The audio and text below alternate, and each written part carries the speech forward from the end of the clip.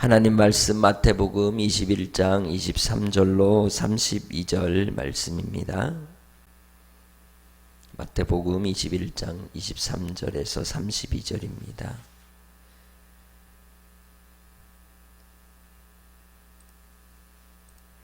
예수께서 성전에 들어가 가르치실새 대제사장들과 백성의 장로들이 나와 이르되 네가 무슨 권위로 이런 일을 하느냐? 또 누가 이 권위를 주었느냐? 예수께서 대답하시되 나도 한 말을 너희에게 물으리니 너희가 대답하면 나도 무슨 권위로 이런 일을 하는지 이르리라. 요한의 세례가 어디로부터 왔느냐? 하늘로부터냐? 사람으로부터냐? 그들이 서로 의논하여 이르되 만일 하늘로부터라 하면 어찌하여 그를 믿지 아니하였느냐 할 것이요 만일 사람으로부터라 하면 모든 사람이 요한을 선지자로 여기니 백성이 무섭다 하여 예수께 대답하여 이르되 우리가 알지 못하노라 하니 예수께서 이르시되 나도 무슨 권위로 이런 일을 하는지 너희에게 이르지 아니하리라. 그러나 너희 생각에는 어떠하냐? 어떤 사람에게 두 아들이 있는데 맏아들에게 가서 이르되 예 오늘 포도원에 가서 일하라 하니 대답하여 이르되 아버지여 가겠나이다 하더니 가지 아니하고 둘째 아들에게 가서 또 그와 같이 말하니 대답하여 이르되 실소이다 하였다가 그 후에 뉘우치고 갔으니 그 둘 중에 누가 아버지의 뜻대로 하였느뇨? 이르되 둘째 아들이니이다. 예수께서 그들에게 이르시되 내가 진실로 너희에게 이르노니 세리들과 창녀들이 너희보다 먼저 하나님의 나라에 들어가리라.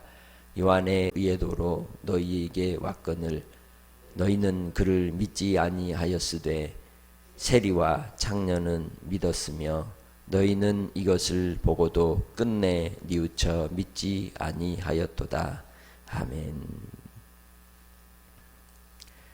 우리는 사람을 볼 때 편견과 선입견을 가지고 판단하고 대할 때가 있습니다. 그 외모를 보고 또 그 사람의 스펙을 보고 존경하기도 하고 또 얕잡아 보기도 하고 무시하는 그런 이 모습들과 또 그런 경험들이 있을 것입니다. 하나님은 중심을 보십니다. 그 중심을 따라 하나님이 자기에게 사랑할 자를 사랑하시고 또 미워할 자를 미워하십니다. 그것은 하나님의 주권에 있습니다. 하나님은 하나님의 권위를 따라 주께서 또한 이 땅에 당신의 종을 부르시고 은혜를 부어주시고 말씀을 입술에 담아 가르쳐 백성들을 깨우치게 하십니다. 그 선지자들 가운데 구약과 신약의 마지막 자리에서 하나님의 뜻을 외쳤던 이가 바로 세례 요한이었습니다. 그런데 이 세례 요한에 대하여 오늘 본문을 통해 예수님께서는 예수님에 대한 권위를 묻는 본문에 나온 대제사장과 또 바리새인들에 대하여 세례 요한과 요한의 권위를 근거로 예수님께서 어디로부터 왔는지에 대하여 그 권위에 대해서 말씀하고 있습니다.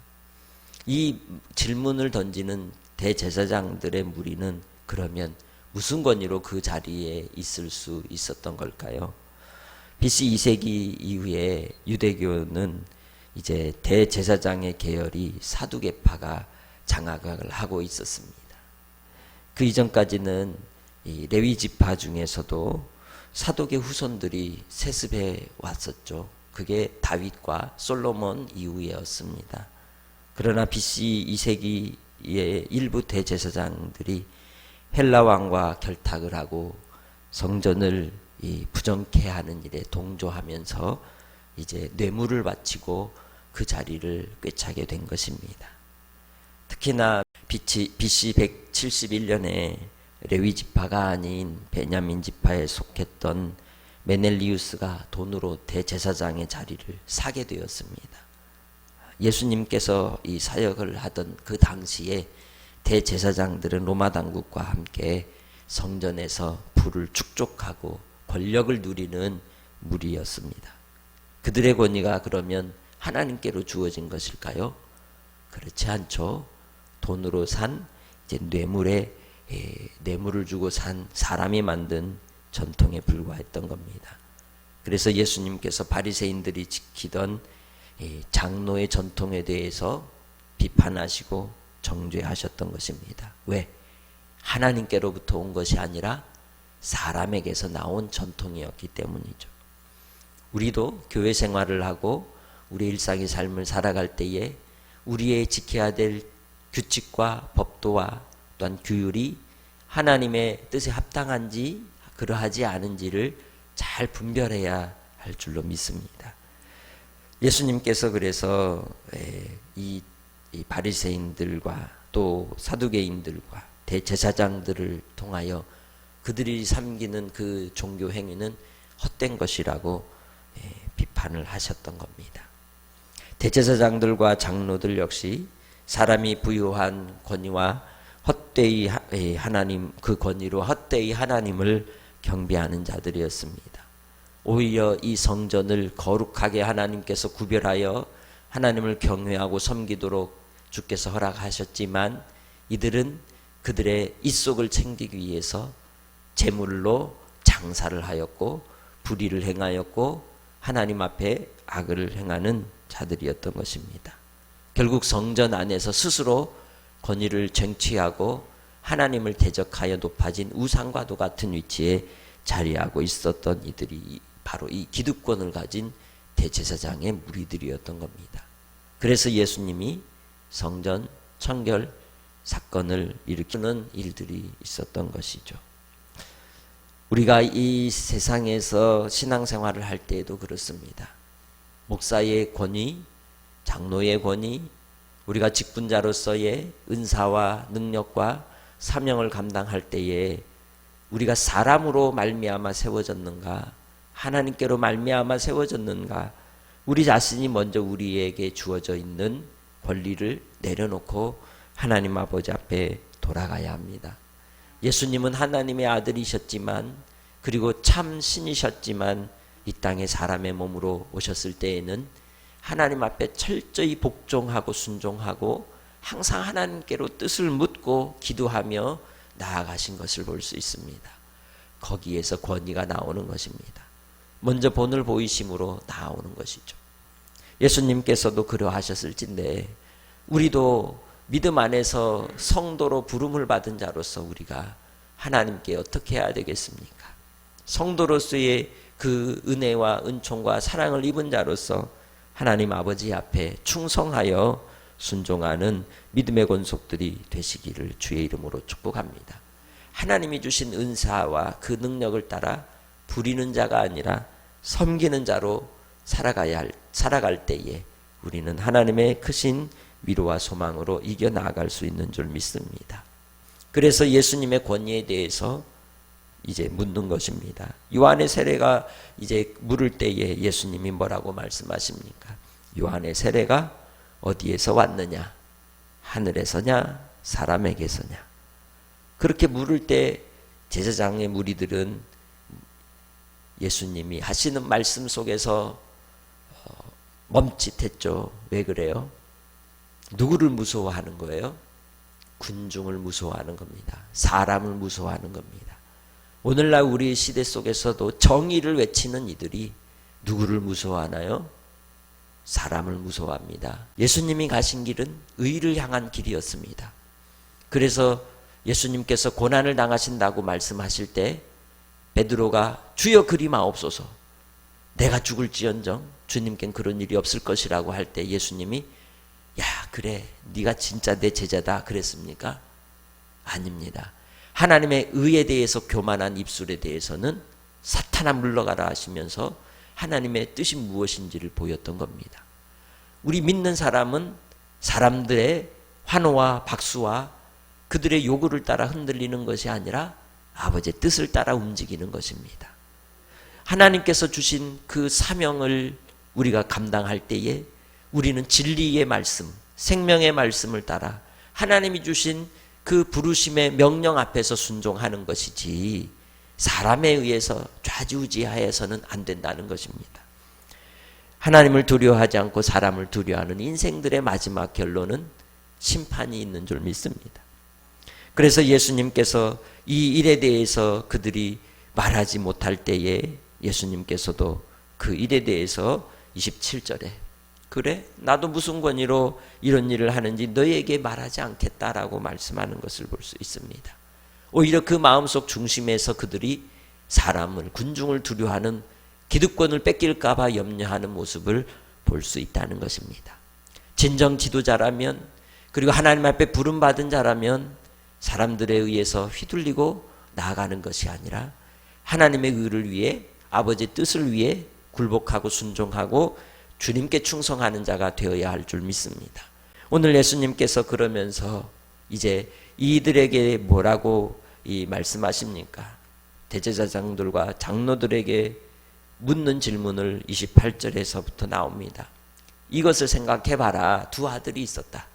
그런데 두 아들 가운데 이제 이 아버지가 오늘 포도원에 가서 일해라 했더니 큰아들이 네 갈게요 해놓고는 안 갑니다. 근데 둘째 아들은 나 싫은데요 그랬다가 생각해보니 아버지의 말씀을 따라야지, 아버지의 그 권위를 따라 순종해야지, 그게 부모에 대하여 자녀가 해야 될 공경의 태도가 아닙니까? 그래서 순종했다는 겁니다. 그러면 누가 옳은 자이고 의로운 자입니까? 네 말로만 한 자일까요? 아닙니다 했다가 깨우치고 돌이키는 자가 의로운 자라는 겁니다. 하나님께서 의를 판단하실 때 하나님이 우리에 대하여 베푸시는 그 구원의 은혜가 예수님을 믿음으로 이루어지는 이유가 무엇입니까? 둘째 아들과 같이 죄악 가운데 있었고 하나님 앞에 불효막심한 인생을 살았다 할지라도 하나님 앞에 말씀 속에서 깨닫고 하나님을 공경하는 자세로 순종함으로 바로 우리가 예수님을 믿어 구원함에 이르는 의의 사람이 된 것입니다. 예수 그리스도의 그 의의 옷을 입고 그 은혜를 입은 자들이 순종하는 삶을 사는 것입니다. 오늘 주님께서는 오늘 그러한 말씀을 통하여 세리와 오히려 자기 몸을 팔고 사는 저 여인들이 하나님 앞에 더 의롭다함을 받게 된다고 하신 이유는 자기들의 죄악을 뉘우치고 돌이킴으로 예수 그리스도를 믿고 따르기 때문에 그들이 의롭다 하는 은혜를 입었다는 것입니다. 그래서 31절에 아버지의 뜻대로 하는 자, 아버지의 뜻을 따라 주님께로 돌아오는 자, 주님 안에서 믿음으로써 굴복하는 자가 하나님의 의로운 자로 인정함을 받는 줄 믿습니다. 오늘 하루를 살아갈 때에도 우리가 내 생각과 내 판단대로 결정하고 행동하기보다는 한 번 더 하나님께 우리의 삶을 여쭙고 우리의 선택의 자리에서 아버지의 뜻을 구하고 순종하며 나아갈 때 나로 말미암는 그러한 자랑거리가 아니라 하나님의 영광을 위하여 비록 세상 사람들이 가지 않는 길이라도 하나님이 명령하신 길이라면 그 길이 좁고 협착한 좁은 길, 좁은 문이라도 가는 자가 되시기를 주님의 이름으로 축복합니다. 예수님이 가신 길은 십자가의 길이었고 순종의 길이었습니다. 우리가 예수님을 믿고 주님의 제자가 되고 하나님의 자녀로서 이 땅에서 우리가 가는 길, 순종의 길, 또한 둘째 아들과 같이 뉘우쳐 깨닫고 하나님께로 그 말씀을 받드는 길이 되시기를 주님의 이름으로 축복합니다. 하나님 아버지, 이 땅에 우리가 누구의 권위로 구원을 받았습니까? 예수 그리스도 하나님의 아들, 우리의 구원의 주 되시는 우리의 아버지 하나님의 크신 사랑 힘입어 예수님을 믿고 구원받은 자들이 아닙니까? 아버지 하나님, 그렇기에 내게로부터 구원의 자격이 아니라 예수 그리스도로 말미암는 구원의 은혜로 살아간다는 것을 깨닫고 주님의 말씀을 순종하며 주님의 뜻을 받드는 자들이 다 되게 하여 주시고 우리 자신을 철저히 하나님 앞에 복종시키며 충성함으로 하나님 앞에 부름받은 사명의 길을 감당케 하여 주옵소서. 오늘도 한날의 삶 속에서 우리의 일터에서 하나님의 은혜를 맛보게 하시고 주님의 은혜 가운데 찬송하며 찬미하며 노래 부르며 영광 돌리는 한날의 삶이 되어 하나님의 복된 자녀들이 되게 하옵소서. 오늘도 한날의 삶을 지켜주시고 순종하는 삶이 되게 하시고 또한 미얀마의 선교사님들을 붙들어 주시고 전 세계의 코로나로 인하여 어려움 당하는 영혼들을 하나님께로 돌아와 뉘우치게 하옵소서. 감사하옵고 예수님의 이름으로 기도합니다. 아멘. 아멘.